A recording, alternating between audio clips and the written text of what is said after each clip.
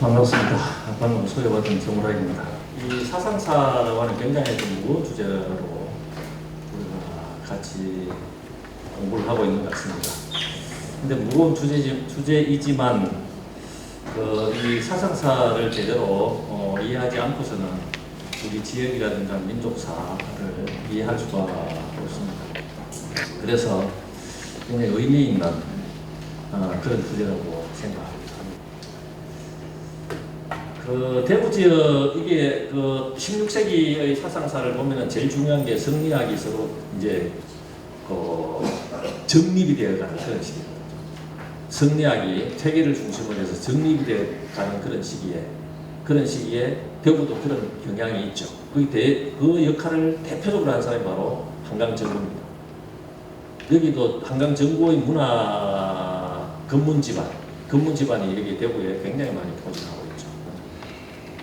이제 그러한 부분이 있고, 이제 위기의 어떤 시대에 이런 것들이 어떻게 다시 실천 역량으로 갈 수 있는가. 그래서 남면 쪽에 보면은 거기에 의병장 곽재우라든가 김미연이라든가 그다음에 정인호, 남명이 의를 강조했기 때문에 물론 거기 피해도 심했지만은 그게 의병장이 대거 일어나면서 민족을 지키는 대표적인 선봉장이 됐다, 이렇게 늘 이제 이야기를 하고 있죠. 그러면서 퇴계 쪽을 굉장히 이제 공격하는 어떤 논리로 삼습니다. 그런데 이 지역 같은 경우는 안동하고 진주 그 사이에 낙동강 연안 지역에 있잖아요. 이 지역에 있는 또 이제 한강정구 같은 경우는 남명의 제자이기도 하고 퇴계의 제자이기도 해요. 퇴계가 경을 중심으로 해가지고 자기 사상사를 만들어갈 때 남명은 의를 더욱더 포함해가지고 경과 의 정신으로 현실적인 어떤 감정을 키워왔거든요. 이 두 가지의 어떤 21세 때 퇴계에게 신경을 지지하고, 그 다음에 24세 때 남명에게 가서 이 출처의 의리를 들었다라고 하는데, 이 두 가지를 경장하면서 대구의 제자들에게 어떤 메시지를 전달했을 거고, 이러한 것들이 임난을 맞았을 때는 어떻게 이제 작동했는가, 이게 이제 굉장히 중요한 거죠, 우리 지역 같은 경우는. 그래서 이 대구 지역의 한강학파가 어떻게 성립되는지, 이거는 이제 사문으로 쓰는 것이고, 이분들이 또 시로 이렇게 형성을 하고, 시로 형성하면서 이런 문학적으로, 이게 다 문학인데요, 문학으로 어떻게 현실을 대응했는가, 그 성격이 뭐냐, 이런 측면에서 대체로 말씀을 드리도록 하겠습니다. 전쟁이 일어나서 크게 이제 부산에서 공대를 해가지고 외적들이 쳐들어오는데, 대체로 세 길로 올라가서 서울로 진격을 합니다. 이 영남으로 이 영남로만 이야기해요. 좌로 같은 경우는 서울에서 봤을 때 왼쪽, 경주 쪽으로, 울산 경주, 기장은 좌수영, 울산 경주, 영천, 의령 해가지고 문경 가서 세제 넘어가는. 중로가 중요한 이 대구죠. 이 양산, 밀양, 청도, 경산으로 해서 대구를 두 가지 노선으로 대체로. 하나는 여기에 최정산 있죠, 가창인데 거기라고. 그다음에 하나는 낙동강. 이 자기가 일본 외적들이 이 배의 조달이라든가 이런 게 그렇게 원만하지 못하기 때문에, 특히 대구 같은 경우는 이 가창 쪽으로 이 길을 많이 선택해요. 가창을 씁니다. 그 다음에 이제 물론 여기 여러 가지 어떤 설도가 많이 나눠지긴 합니다만, 그래 인동으로 해서 결국 상주에서 문경으로 해서 이 우로는 이제 김해, 창원 이렇게 성주로 해서 지뢰에서 축풍명이고, 이 중로가 바로 이렇게 우리가 사는 이 지역에 있는데, 이 초기에는 제대로 대응을 하지 못하겠죠. 어수선한데 갑자기 들어오고, 윤년이라고 하는 대구 부사에서 자기 부인까지 건사를 하지 못해가지고 포로가 됐죠. 너무 생각해보죠. 정령을 다했고, 이에 따라서 의병 결석도 대단히 늦습니다. 그래서 대구부사 6년 그때 책임자로 있었다. 4월 21일 업성이 적의 손에 넘어가고 있다. 그래서 윤년은 803.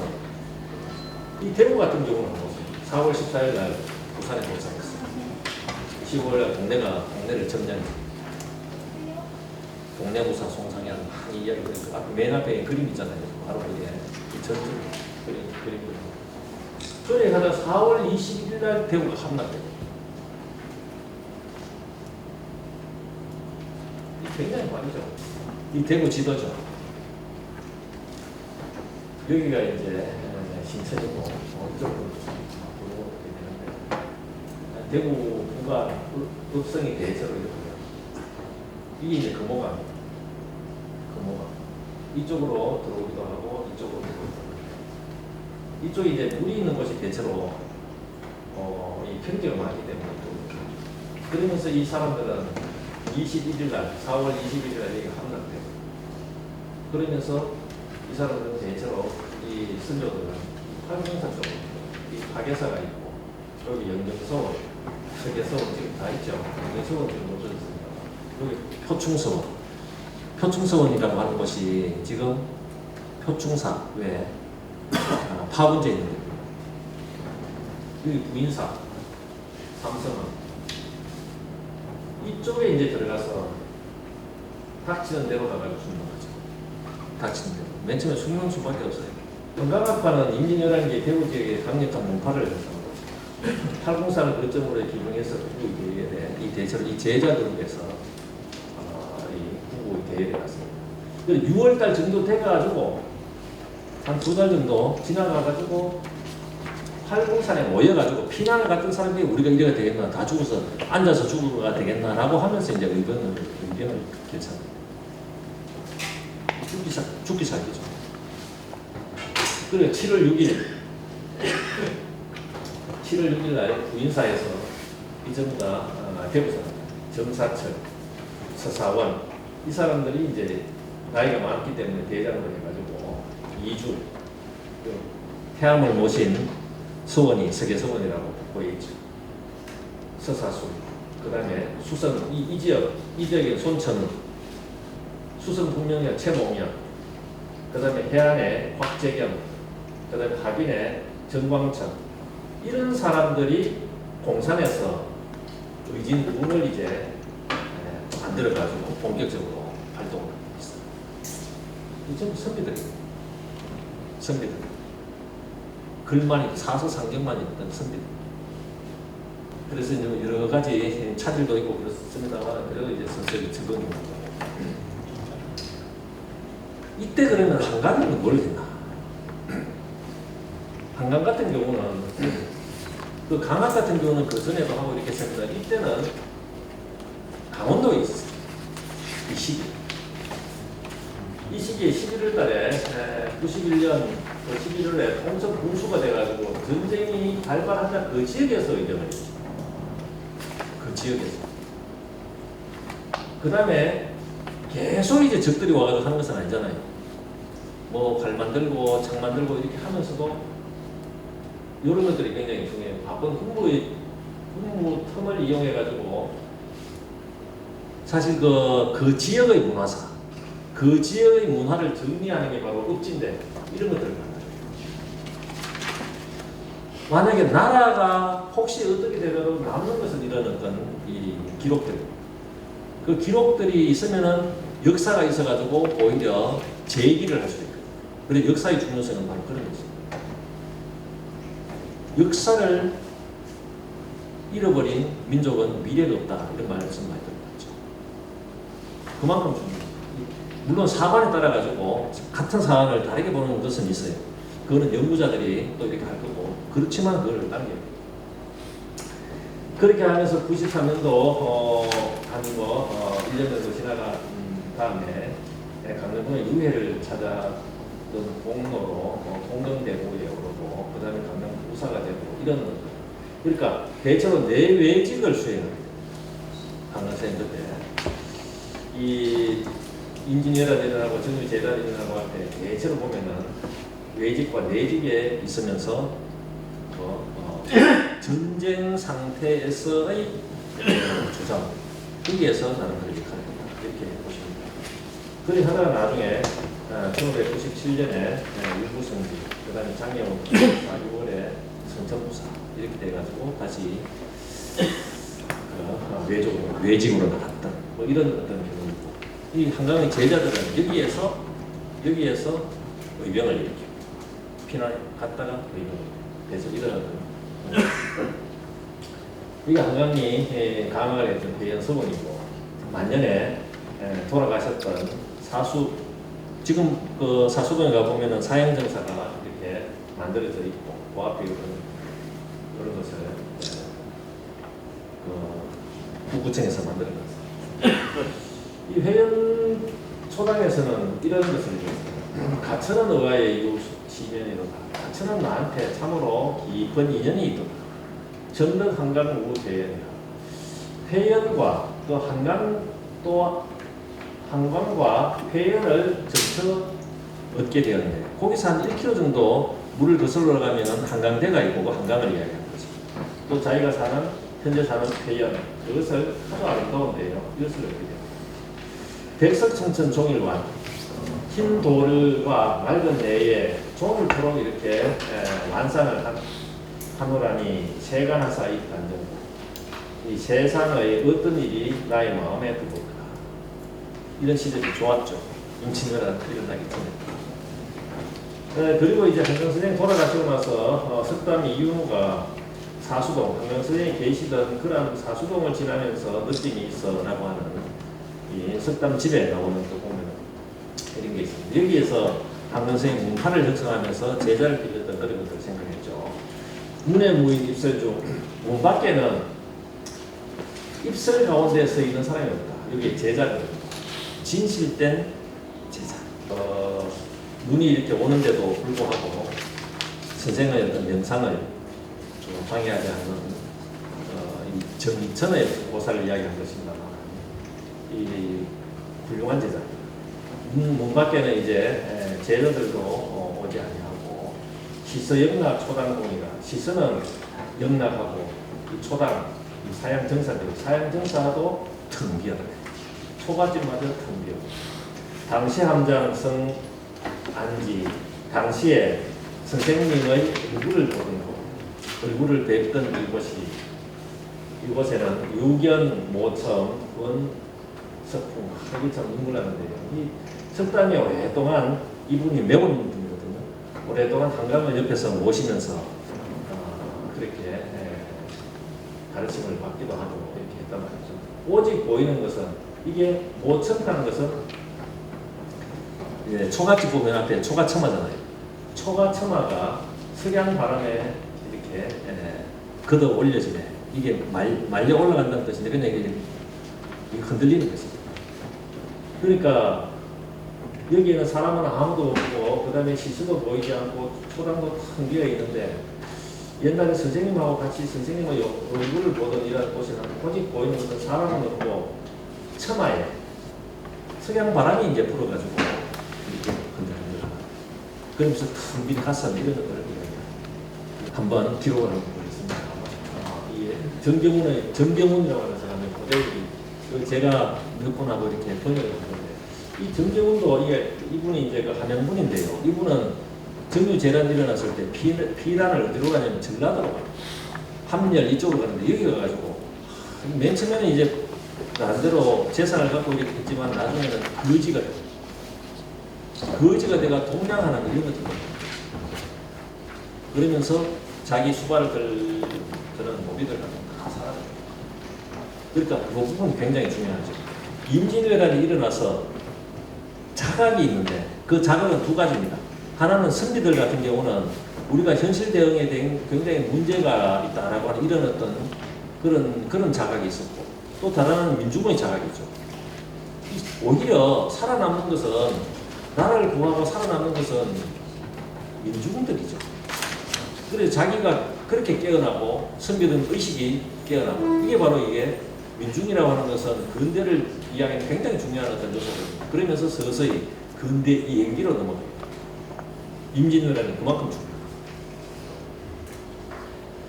고대기록 보면은 이분이 그쪽으로 갔다가 그러니까 전라도 쪽으로 함열 그다음에 그 익산 이쪽으로 갔다가 이제 이 팔공산 쪽으로 갑니다. 그때 기록한 거죠. 대구부사 윤현의 처가 외적에 포로를 합니다. 그 다음에 이런 것들 듣고 기록을 해놓는 거예요. 아침을 먹은 후에 길에 올라서 대구 경상 하양 경계를 지나가니 사람의 자치가 없더라. 밭과 들이 모두 황폐하였고 이게 전쟁이 지나간 전쟁입니다. 95년 흰 갈대와 누런 띠풀이 끝없이 펼쳐져 있어요. 황량하죠. 전쟁이 일어나가지고 지금 사람들이 농부가 뜯어가지고 모도 신고 해야 되는 또는 그러한 어떤 이 추수를 하고 또는 무슨 뭔가를 해야 될 텐데 그런 상황이 아닙니다. 마음을 아프게 하는 참담한 풍경이 이와 같은 경우가 있겠는가 이렇게 하면서 한탄합니다. 동원진의 경우에서 대구 해안현으로 도착하여 거기 가서 자고자 했다. 해안 주인은 곧 신목란이라고 하는 사람인데 이 현은 산과 내가 구불구불 둘러있고 토지도 넓적한데 옛날의 분노함은 모두 지고 전쟁이 지나간 자리, 전쟁이 지나간 자리 이렇게 표현합니다. 깨어진 주추돌과 허물진 담이 태평 시절을 떠올리게 합니다. 전쟁이 지나간 자리 이게 97년이기 때문에 97년, 95년 뭐 이런 기록들 그렇게 오래되지 않았는데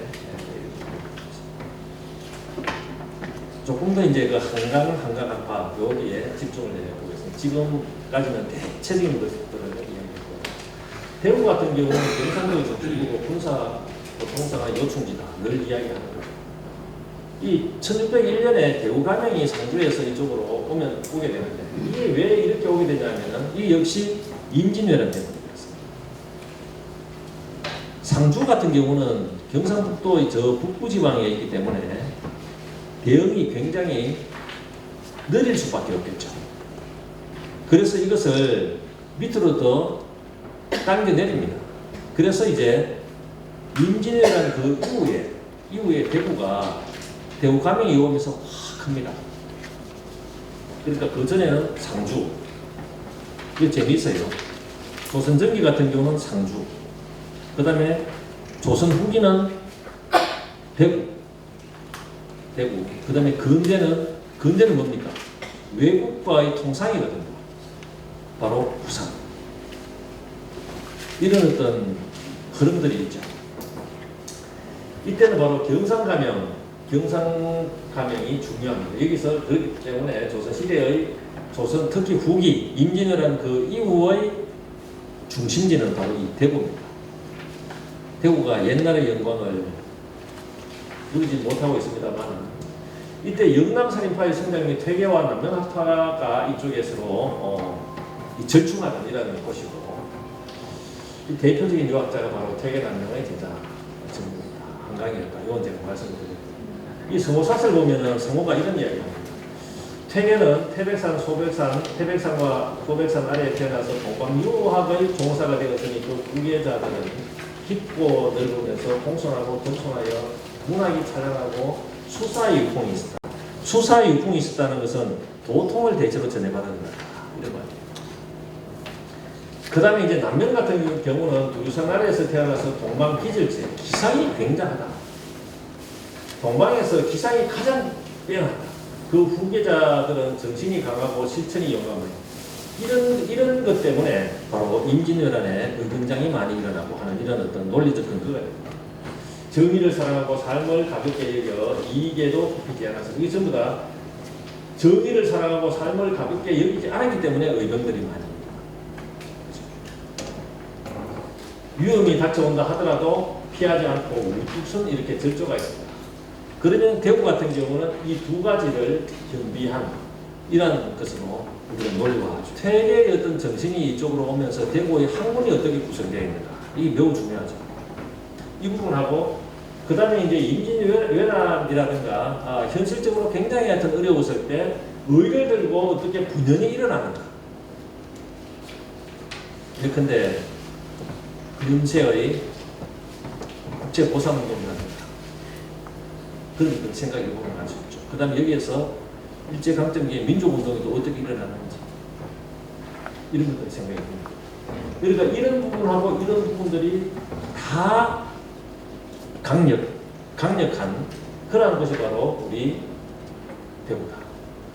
그 근저에는 조선시대의 어떤 사상사적 맥락 속에서는 퇴계하고 난명의 어떤 흐름이 바로 이 한강을 통해 가지고 집합, 그러니까 집성되면서 이러한 것들이 내적인 어떤 작동을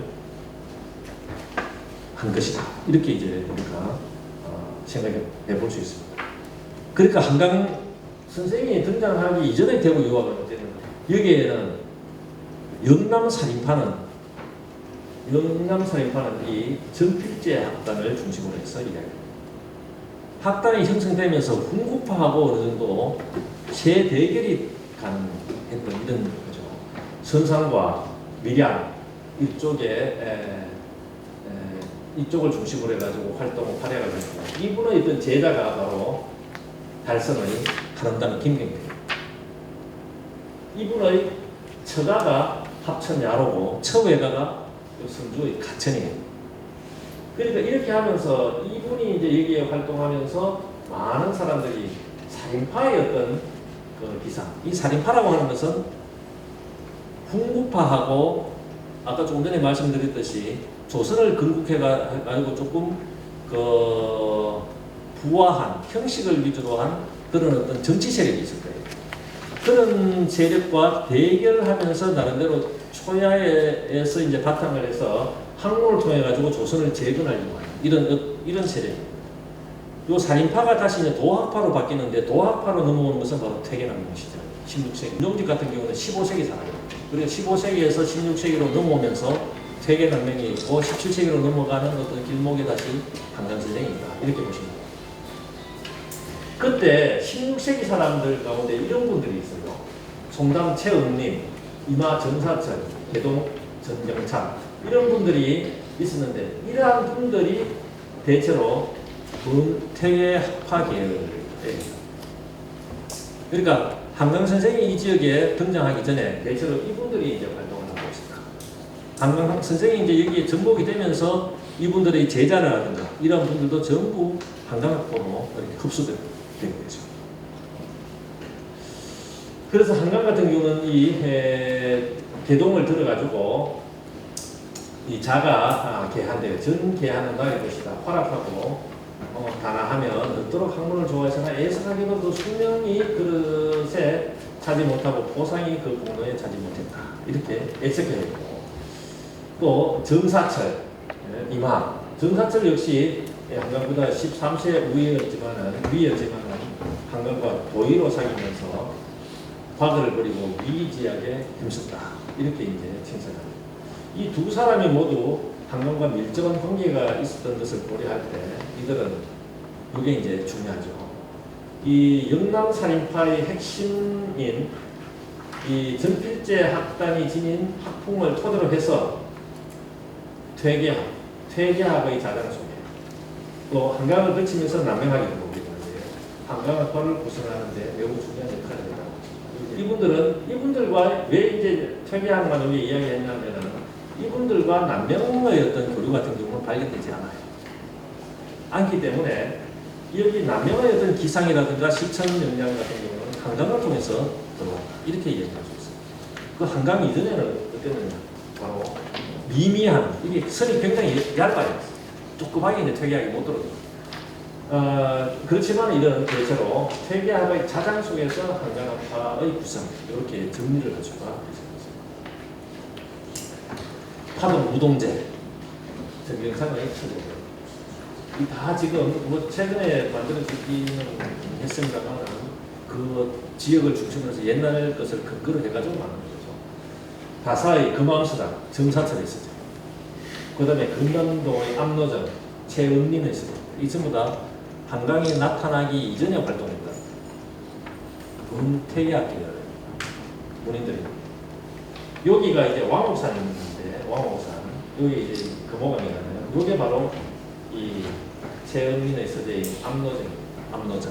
지금 소요정도 그 소유정하고 원래 압록정이 다른데 지금 이 소유정 현판하고 압록정 현판이 같이 이제 붙여져 있어요.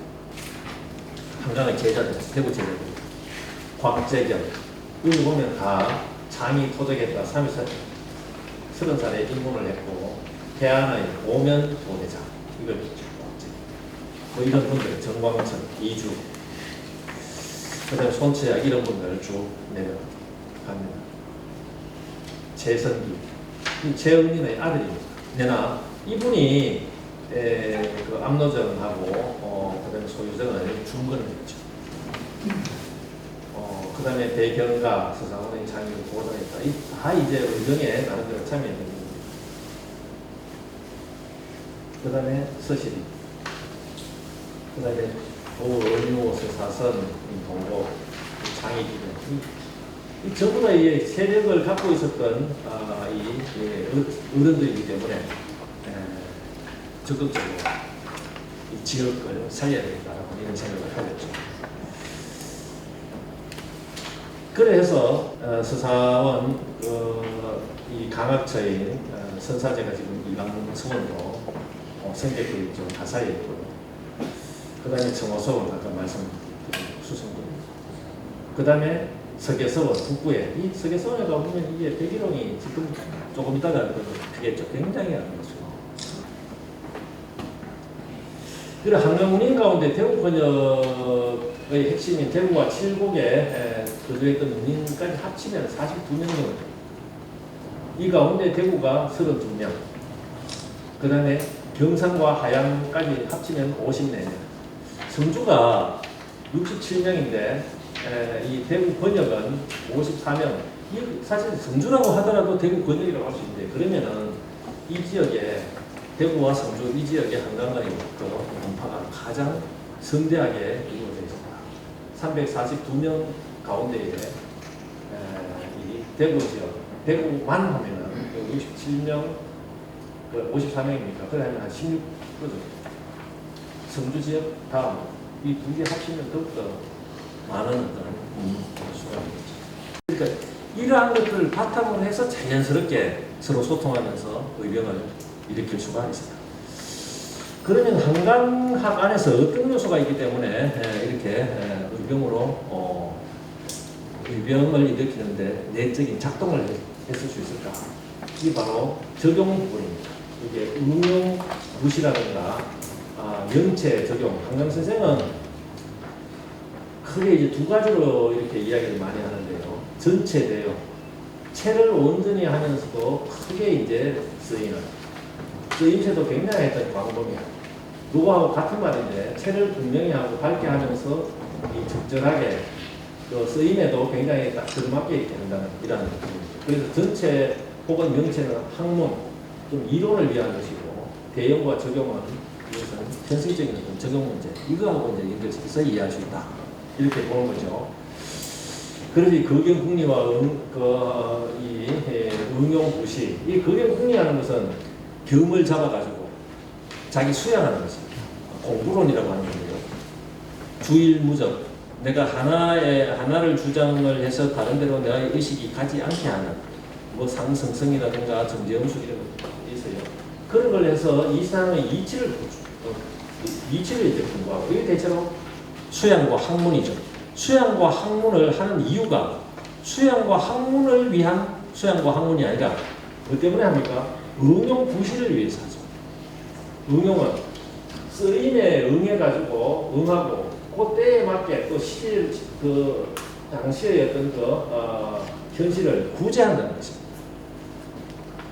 거경국리하는 것이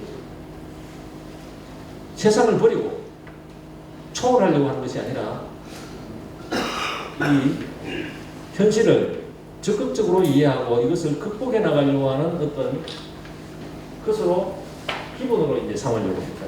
이러한 노력들이죠. 보통 보면은 사람들이 딱 미분해가지고 다 이게 맞는 것은 아닌데요. 퇴계는 이쪽이고 남면은 이쪽이다. 이렇게 이야기하는데 그렇게 이제 분간을 할 수가 없습니다. 퇴계 역시 다 강조를 하면서 여기에 이제 이 부분들을 굉장히 하여튼 강조를 해요. 남명도 이렇게 하면서 이 부분을 그것도 조금 강조하는 이런 부분들이 있죠. 그 저서로 보면은 심학하고 예서가 있는데요. 심학 같은 경우 이런 신경과제라든가 이런 책들이 있어요. 심학은 바로 기본적으로 의경분이죠. 예서 같은 경우 오수생 예설분이라든가 이런 책들이 있는데 얘가 뭐냐 하면은 인사지 의칙을 이야기하는 것입니다. 인사 사람의 어떤 일이 있는데 거기에 가장 정확하게 하는 것이 무엇일까를 연구하는 것이 바로 예서예요. 이게 바로 현실과 관련된 거죠. 이게 너무 번다하기 때문에 얘가 공론이 되어버립니다만 기본적으로 한원 선생의 그 예서 같은 경우는 실천적인 면을 이야기하는 것입니다. 그리고 지방 문화를 굉장히 중요하게 생각해서 가는 곳마다 이렇게 지방지를 만듭니다. 지방 문화. 예컨대 오늘날 이거 대구 사 이런 거 있죠.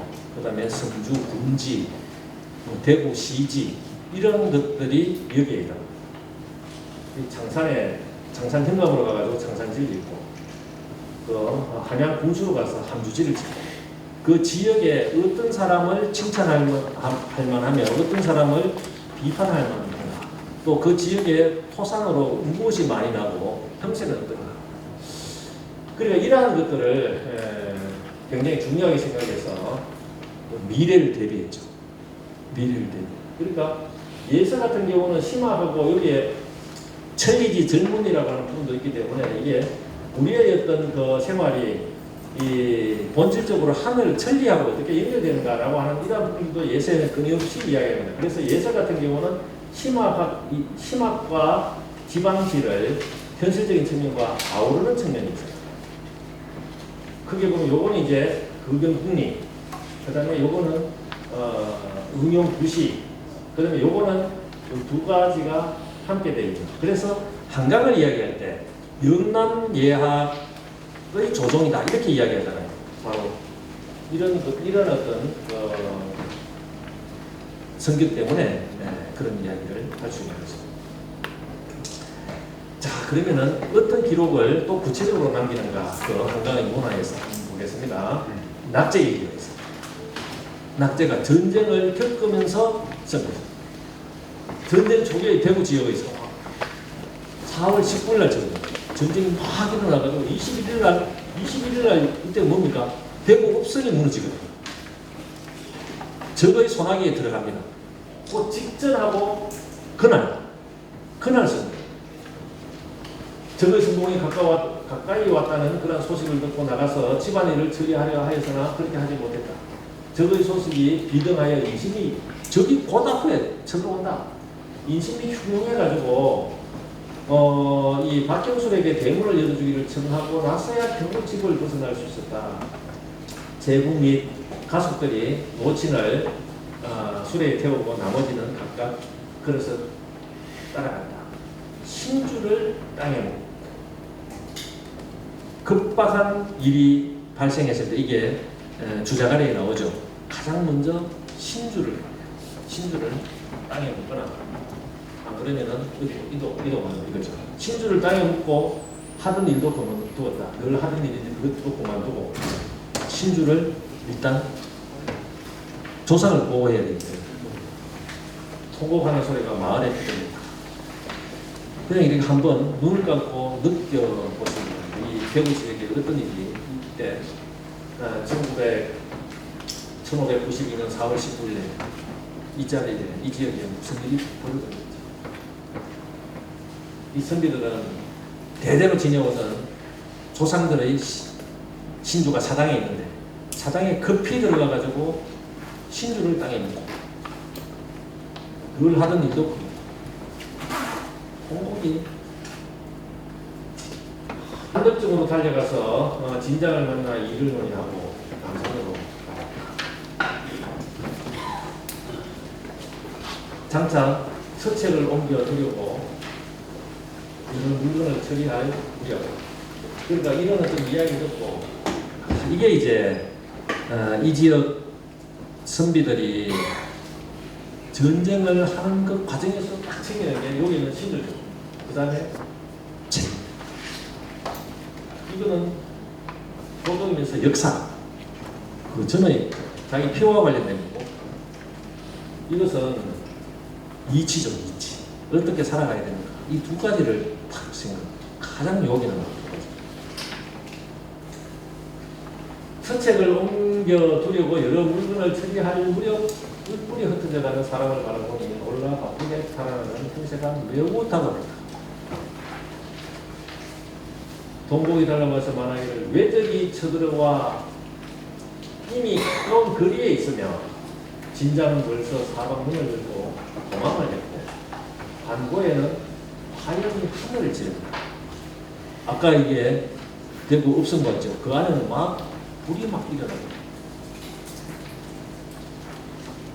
이렇게 하다가 접수되어 버렸어요. 대구는 이제 외적을 손아짓기에 하고 사람들은 전부 다 이쪽에 아까 보시면은 이 화원이라든가 또는 이 가창 쪽에서 이렇게 밀고 들어오기 때문에 갈 데가 어디겠어요? 필설산 쪽으로 아니겠죠. 그러니까 이 사람들이 이쪽으로 오기 때문에 팔공산 쪽으로 밀려갈 수가 없죠. 주요 피단지를 팔공산으로 선택하죠. 그 자리 성주는 관하에서 공화사로 피해주고 대구 부사 윤전 공화사로 피해주고 아전일례는 윤불사. 그러니까 서로 살려고 막 흩어져가지고 거기는 그래도 곡식이라도 있을 것이니까 1592년 4월 24일 그 다음에 4월 30일 비가 왔다. 이날은 비 때문에 이 마을로 피난하는 사람들이 모두 머물고 산에 올라오지 못했다. 나는 요도 위태롭게 얘기해서 날이 조금 계기를 기다렸다가 종모님을 모시고 나오니 이런 식으로도 그리고 그 동화사도 사실은 외적의 선하기에 나중에 들어가죠. 그래가지고 공산성에서도 외적하고 막 싸워가지고 무너집니다.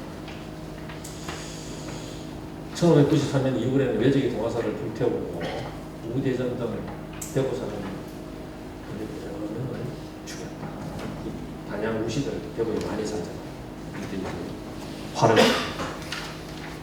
외적이 여기 이제 신천이거든요. 신천 상류의 가창족이다. 이쪽은 막 밀고 들어옵니다. 이 사람들은 막 그러면 나 살려라 막 하긴 하면서 가족들을 막 건드리고 막 이렇게 하고 무기니 가서 이 동화산을 팔공산 그렇게 하다가 팔공산에 가서 공산성 이 공산성은 오래된 성인데 이거를 수리해가지고 쓰려고 산꼭대기 이걸 이제 그 손기양이 공산지를 썼는데 손기양이 역시 한강 제자입니다. 밀양사 이분이 이제 그 공산지를 썼는데 공산지 안에 있는 내용은 이 공산성을 이야기해요. 성은 거의 심리에 넓게 뻗어 있었는데 남쪽은 높고 북쪽은 낮으며 동쪽은 완만하고 서쪽은 가팔라서 성 전체의 모습은 이 키를 남쪽에서 북쪽으로 향해 옵니다. 남원에서부터 북쪽으로는 돌벼락이 깎아지는 듯해서 좀 이따 보여드리겠습니다. 이 남원에서부터 북쪽으로는 이 돌벼락이 이게 공산을 지금도 답사할 수 있어요. 돌벼락이 쪽에서 그쪽으로 올라오지 못해요. 북쪽은 근데 육상으로 조금 평탄한 곳이 북쪽에서 끝나는데 그 아래쪽으로는 붙잡고 올라올 길이 없다. 그리고 천하 요새라는 것입니다. 남문의 남쪽에 솟아오른 봉우리는 곧 주공의 남쪽 지맥으로 백운봉의 전입니다. 이 대적 형세를 기인하고 여기서부터 동쪽으로 가서 동쪽의 동문의 남쪽에 이르게 되는데 들벽과 골짜기가 밑으로 흔들면서 오르기 어려워서 지키는 이가 없어도 견고하게 지킬 수 있는 곳이다. 이 공산성이야말로 우리의 생명을 가장 잘 보호해 줄 수 있는 그런 곳이다. 이걸 지금 씁니다. 그래서 이쪽으로 대구 부사가 인근에 있는 여러 현감이라든가 이런 사람들 다 그쪽으로 오라고 하죠. 왜냐면 우리 병사가 전 것을 보고 바로 사과를 합니다. 이 정제라죠. 정제라. 이것이 모두 힘을 다해 죽기로 싸우고 화살이 끊어지자 큰 돌을 아래로 굴리는데 적의 사상자가 많이 발생했다. 마치 해가 정오선으로 물러나서 거기에 오니 적도 또한 그리고 공산 전투를 얘기하는 거죠. 이 팔공산하고 낙동강에 보면은 대구 지역에는 전쟁이 참 많았죠. 그 후백제 견문하고 왕건이 싸워가지고 그게 바로 동수대회전을 한 거죠. 그리고 임진왜란 때 공산 전투가 또 다시 벌어지고, 그리고 6.25 때 낙동강 방한선, 다부동, 이 굉장히 치열했죠. 그렇게 하면서 자연스럽게 이게 약사열애부 불교적으로 왕성하게 발달한다. 약사는 아픈 사람한테 약을 주는 거잖아요. 제일 아픈 사람이 모르겠습니까? 전쟁으로 보살펴요. 그러면서 여기에 빈민이라든가 엄청나게 많이 살게 됐겠죠. 그러면서 자연스럽게 불교에 의탁하지 않을 수 없는 이런 상황을 우리가 이해를 할 수가 있습니다. 여기 공산성이죠. 한반마을에서 저랑 하는데 이쪽으로 길이 있습니다. 사진을 보면 이렇습니다. 아까 남쪽에 여기죠. 올라올 수 없습니다. 이거를 조금 요 하늘 저번까지는 여기 차로 갈 수가 있습니다. 여기서 이제 공산성으로 도보로 가게 되면 볼 수가 있습니다. 그렇게 멀지 않습니다. 그리고 사명대사가 여기 역할을 하게 됐습니다. 사명대사가 사명당이 지금 전쟁터에서 절이 뭐가 필요하겠습니까? 여기 성군 조련장으로 만드는데 그 흔적이 영남 지영하고, 영남의 지영이라고 하는 것은 성녀들의 군영을 이야기합니다. 성녀들의 군영을 관리하는 그 관아, 관아. 그러니까 여기에서 영남 성병의 그 관아 역할을 하면서 성병을 조련하고, 성병을 데리고 전투도 벌이고, 그렇게 했기 때문에 조사단 가보면은, 동화사 조사단 가면은 사명대사 영정이 굉장히 크다하게 굉장히 중요한 자리에 이렇게 있습니다. 그게 있고, 동화사 공서로 그 안쪽으로 들어가 보면 이 흰판이 그려져 있죠. 영남 지역. 이 전부 다 임진왜란의 흔적입니다. 사명당이 조사전에 크게 이렇게 계시는 것도 그런 흔적입니다. 정사철 사원, 이분들이 공산의진군을 조직해가지고 우리 의병들은 이렇게 해야 된다, 이렇게 조약을 합니다. 양건의 자제와 노목들이 종목하여 모두 나가면 노약자들을 맡을 사람이 없습니다. 그렇기 때문에 염려하지 않을 수 없다. 5조 그렇게 표현했다는 것입니다.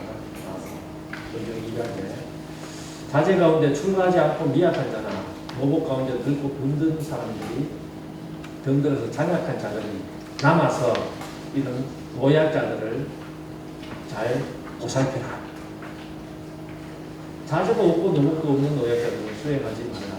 자제도 없고 노복도 없는 이런 사람들은 전쟁터로 내몰지 마라. 장정은 아주 지나여 믿을 수 있는 자에게 그 처자들을 맡기고 들어간다. 그러니까 이런 어떤 지침을 내려줍니다. 그래서 의논을 하면서 이런 맹약을 하고 그랬죠. 그런데 6.25 때도 마찬가지고 일제강점기도 마찬가지고 임진왜란 때도 마찬가지입니다. 부역하는 대국민들이 있습니다. 부역자. 그리고 특히 이제 명군이 우리나라에 들어와가지고 우리나라를 자기들 제조지원하면서, 제조라고 하는 것은 다시 건설한, 조선을 다시 건설한 은혜, 이런 말이거든요. 그것을 주장하면서 행포가 막심합니다. 본부에 여기 쓰던 백성들이, 이게 낙제 얘기 나오는 거예요. 이 본부라고 하는 것은 대군부를 이야기해요. 우리 쓰던 백성들이 간혹 외노에게 붙어서 향도, 여기에 누가 있습니다, 여기가 뭐가 있습니다, 여기 뭐가 있습니다, 이렇게 막 일러바치는 거예요. 향도를, 그러니까 앞에 끄는 사람, 그리고 왜군을 오히려 끌어들이는 사람, 항도를 하거나 도적질을 한다고 하니 지극히 통문적이다. 왜 어떤 사람이 위험에 빠지면 오히려 그 사람의 재산을 올리는 옆에 있는 사람도 있잖아요. 그렇게 됐습니다. 특히 이게 당인이라고 하는 게 바로 명나라 군사들인데요. 그래서 이제 어떤 말이냐면은 외놈이 을레비시라고 하면은 이 당병은 참빗이다. 다 끌어가는 거죠. 참빗 아시죠? 을레빗은 그냥 을기설기대인데 요거는 촘촘하게 이잡을 듯이 이 참빗처럼 다 끌어간다. 여기 보면은 그것을 금방 알 수 있어요. 당인들이 술을 받고 갔다 서행중은 몸을 넣고 망걸은 민희경의 소를 끌고 갔다. 뭐 이렇게 막 가져가는 거죠. 비가 왔기 때문에 보리씨앗을 뿌리지 못하였다. 아침에 당인이 이런 말을 찾으러 왔는데 노복 연복이 거절하여 들어오지 못하게 하다가 도리어 큰 몽둥이로 맞았다. 노복을 막 때리는 거예요. 당병이. 명나라 군사들이. 미시에 또 당인이 쌀을 메고 왔지만 소주가 없자 이 사람들이 와가지고 계속 술을 요구하는 거예요. 소주가 없자 노여워하였다. 용천대의 계집종이 또 몽둥이로 맞았고 당인들이 크게 소란을 일으키면서 입지도 않은 술을 억지로 찾아내가지고 그러게 했는데 받침대가 없었기 때문에 단지채 메고 모두 갔다. 술 먹고 놀려고. 그렇게 하다가 한번 전투를 벌이고 한동 하다가 이것도 이제 술 먹고. 이렇게 하면서 그 사람들의 어떤 분량을 전부 다 이제 관에서 되고 하지 않을 수가 없겠죠. 당인들의 무례가 극도에 이른다. 낙제일기에 서사원의 낙제일기에 나오는 이렇게 하면서 또 전쟁과 관련된 전쟁의 참상이라든가 회한 이런 것들을 시로했겠죠. 의병활동과 병행시 여기에 당시에 공산에 팔공산에 모인 의병장이 대구에 8명, 경주 33명 쭉 있어요. 1596년 9월 28일자 일기에 나옵니다. 가양 명령, 그 다음에 신경의 명령 이렇게 해가지고 모이는 수가 모두 98명입니다. 이때 대구 의병장으로 이런 사람이 선출됐습니다. 최인이라든가, 그다음에 박충윤, 서재견, 손서야, 최모면, 최선수, 최동보, 공간 이런 사람들이 선출됐는데 이때 이제 최선수가 달선의 최선수가 지은 시입니다. 제목이 공산해맹이에요. 그래 늘 이제 회합이 있고 그러면은 어떤 사람은 이런 것을 산문으로 일기로 남기기도 하지만 시를 들어서 기념하기도 합니다. 이 세상에 의를 위해 죽은 사람 많다는 것 아노니 함께 화살과 돌로 미친 외적을 쓸어버리자. 팔공산에서 군대가 쉬는 날 술잔을 들고 금호강 개인 나루에서 칼을 신다. 의병장다운 그런 시죠. 사악한 무리를 모름지기 속히 제거하고자 해서 날카로운 기운을 쌓으니 더욱 새로운 듯하네. 새로운 힘이 솟아오른다. 맹세의 소반에 피를 마시는 것은 남아이요. 우리 왜 맹세할 때 말피 뽑아가지고 서로 마시고 이렇게 하잖아요. 성대의 많은 선비들이 이 사람을 길러냈구나. 이 학문적인 이 선비들은 학문하는 사람입니다. 그러니까 이런 부분들이 매우 의미가 있어요. 그러니까 학문하는 이러한 선비들이 그래만 이렇게 갇혀 있지는 않았다는 거죠. 이런 사람들이 어쨌거나 논리가 갖추어지고 또 이렇게 만들어가면서 이런 현장을 만들어가지고 나라를 건져 올리는데 구구의 대열에 설 수 있습니다. 성대에 그냥 오는 것이 아니라 선비들이 공부를 하면서 오히려 이런 사람들로 건너게 되었다. 전투에서 부상을 당하게 됩니다. 이밀이라고 해서 임진왜란 초기에 경주선이 함락이 되자 창의를 했는데 96년 9월에 9월 28일 역시 이제 그 803 해명에 참가를 합니다.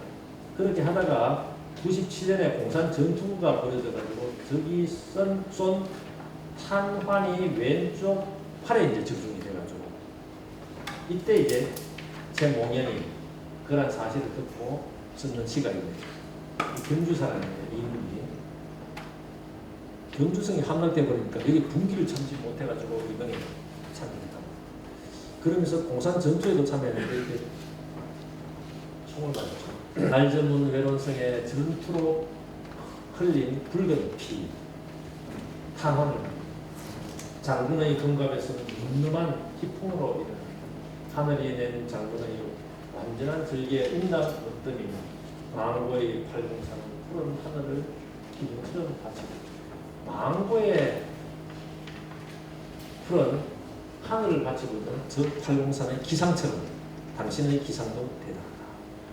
이렇게 하면서 시를 지었습니다. 그리고 시조도 지어요. 정광천 낙의 일기에 나오는 거예요. 아화 하는 건 아 이런 말이에요. 서른지고 서른보다 태평은 언제는고 전쟁이 끝나고 언제 태평 시절이 올 거다. 임금은 어쩌고 노트는 어째. 이 충효 정신이 가득해요. 제일 중요한 게 태평 시절 자기 부모님들 잘 모시고 효도하고 그걸 확장하면은 나라에 충성하는 거잖아요. 이 두 가지 충효. 그래서 어디를 가더라도 충효, 충효 전가 이런 것들이 현판으로 달려있죠. 임금은 어쩌고 노친은 어찌하리. 노친이 바로 부모님입니다. 차라리 자는 듯이 죽어서 암울한 줄 모르리라. 차라리 자는 듯이 죽어가지고 아무것도 몰랐으면 좋겠다. 그만큼 절박하고 간절하다는 것입니다. 근데 앞에 자는 듯이 죽어가지고 아무것도 몰랐으면 좋겠다라고 하는데 앞에 현상은 어떻습니까? 피 흘리고 죽고 유린당하고 또 강간당하고 뺏겨가고 이렇게 하는 이런 어떤 광경이 앞에 막 번지는 이게 누가 보고 싶어? 이런 상황 속에서 어떻게 이걸 견딜 수가 있겠습니까? 서운사설을 쉬고 문망함이 그지없다. 서럽도다 민망함이 그지없다. 병진막막하니 갈 길이 아득하다. 이 전쟁이 일어나가지고 먼지가 막 일어나는 게 병진이죠. 전쟁으로 일어난 먼지로 황막하게 펼쳐져 있으니 갈 길이 아득하다. 어디로 가야 될지 모르겠다. 어저기 어찌 언제나 수복 고국하야 이 고국을 수복해서 여기도 군부가 나오죠.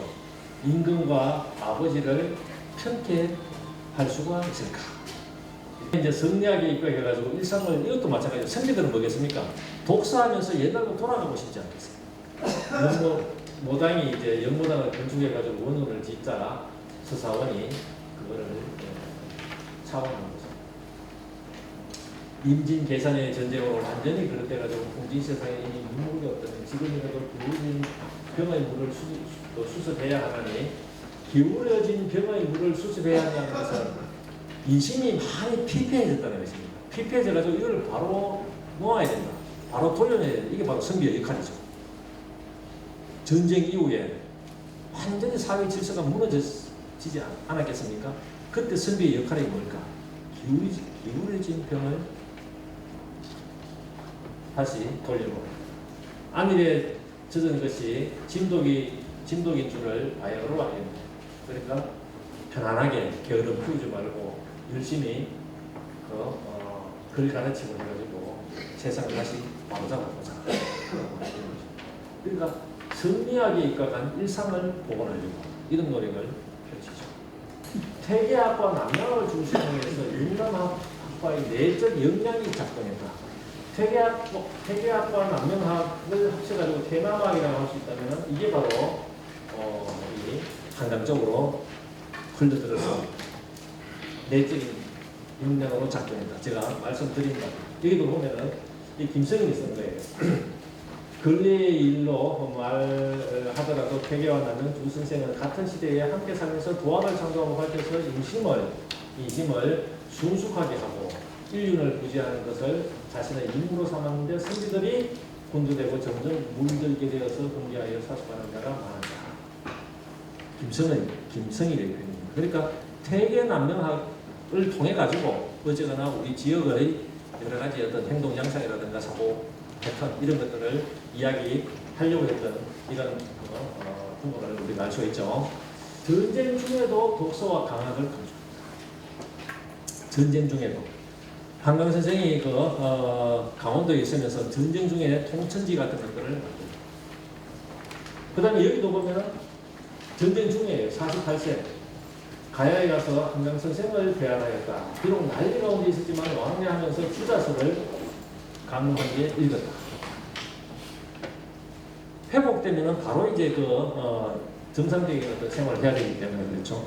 주서를 읽었다. 당병이 아랫마을을 침략하고 갔는데 연복의 집에만 미칠 따름이었다. 밤이 깊도록 전쟁 가운데도 주서를 공책을 만들어가지고 두유를 초록한 생각을 했다. 이것처럼 아무리 급박하더라도 자기가 하는 선비로서의 기본적인 일상, 독서, 기록 이런 것들을 못지않아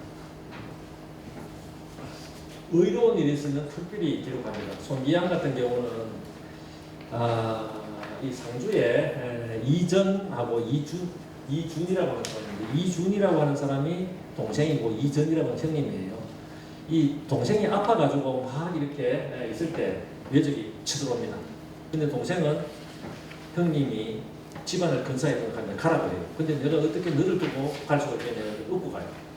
그래 업고 막 가는데 외적을 만나요. 여기는 외적이 막 쳐들어오죠. 외적이 막 쳐들어오게 되는데 이 아파가지고 어떻게 할 수가 없는 어떤 이런 상황에서 요게 이제 백씨, 요게 이제 아픈 사람이고 이 형이 동생을 업고 갑니다. 가는데 이제 외놈들이 쳐들어오죠. 그러니까 고함을 지르면서 적을 향해가지고 활을 쏘니까 이 사람의 우애를 생각해서 물러났다고 합니다. 그래서 이 사람들이 업고 계속 깊은 상고로 들어가지고 때려가지고 두 사람이 살아납니다. 이 이야기를 형이 죽고 나서 동생이 병에 나가지고 이야기해 줌으로 인해 가지고 이게 그림입니다. 이게 금단독합니다. 지금 같은 경우는 뭐 영상으로 남기든지 이러겠지만 이걸 옛날 생각하면서 자기 형을 그리워하면서 만든 그림입니다. 그리고 위난을 극복을 하기 위해 가지고 구체적 대안을 이렇게 제시하면서 칼하고 화살 이런 것을 이러면서 어떻게 만들자 이런 이야기입니다. 이게 아까 이야기했던 그 가운데 하는데 난리 중에도 책을 계속 읽어야 되는데 조금 이분은 그러지 못해 가지고 정신을 차리고 보니까 입이 껄끄럽고 또 글 뜻을 제대로 이제 깨닫지 못한 이런 부분들이 많았다. 참으로 마음의 인욕의 막힘을 알겠다라고 하면 스스로 반성하게 됩니다. 전쟁 때문에 잘 못해가지고. 여기 보면은 선비들이 갖고 있는 기본적인 것은 학문을 놓치지 않으면서 현실 변도 굉장히 적극적으로 하려고 했다. 그 가운데 핵심적인 것은 바로 충과 효였다. 충효를 제대로 실천할 수 없는 현실 앞에서 이들은 위기를 절감하지 않을 수가 없었고 이에 대한 극복의 갈망은 이들로 하여금 상위 토적의 세봉에 서출했다. 이런 분들의 이런 선조의 노력 덕분으로 우리가 오늘 이렇게 사람 구실을 하고 살지요. 아주 간단하게 이야기했습니다만은 일기를 안에 들다 보면은 감동적인 이런 부분들이 많습니다. 그러니까 이런 부분들을 중심으로 해가지고 답변을 해보기도 하고 느껴보는 이런 것들이 우리가 또 오늘 할 일이 아닌가 생각을 해요. 또 여기에 대구 지역은 흥미로운 게 부사충이라고 하는 이 사람이 풍수였는데 명나라 군사를 따라와가지고 이 진영을 치려고 하면 풍수가 굉장히 중요하기 때문에 이 사람에 대해서는 진영 같은 것들을 정해주고 했어요. 두사충과 김충성인데 이 사람은 이제 일본 사람이고 외적으로 와가지고 귀화해가지고 귀화했던 사람이고 이게 바로 용영제고 두사충의 무덤입니다. 이게 남부정류장. 남부정류장 그 뒤에 뭐 형제봉 올라가는데 그게 있죠. 그 다음에 잘 아실 것입니다. 김충성을 이렇게 배양하고 있는 녹동성. 이 부분도 매우 흥미롭습니다 그래서 임진왜란을 중심으로 해서 외와 그 다음에 중국 명나라 사람이 함께 이렇게 대구에 또 공존하게 돼요. 이런 현장도 우리가 발견할 수 있는 그런 부분들이 있습니다. 자, 오늘은 이 정도로 마치겠습니다. 대단히 고맙습니다.